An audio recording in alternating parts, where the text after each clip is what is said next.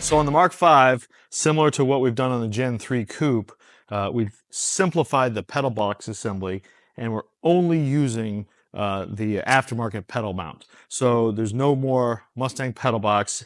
Every kit, whether it's a base or complete, will come with these pedals and master cylinder arrangement where you can use either the hydraulic clutch or a cable. In this case, what that's going to do is going to eliminate the possibility of using the Hydro Boost for power brakes. Already the Gen 3 Coupe is that way. Already the Hot Rod and the Hot Rod truck are that way. So now we're bringing this aligned with those other cars. So what that means is there is no longer that OEM option available for power assist. So what we're going to do on this Mk5 that we're testing this piece here. And what this is it's a remote booster that boosts front and rear brakes using vacuum. So we still need a vacuum signal.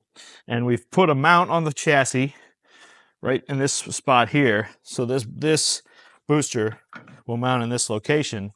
And basically what we're going to do is test this out with the hope being that not only will it give us an option for power brakes on the Mk5, but that it's retrofittable also to the Gen 3 Coupes, the Hot Rods, and the Hot Rod trucks, or even a Mk4 if you didn't want to use the Hydro Boost. Just another piece we're prototyping, and if you see this bracket on the production frames, you know that it worked.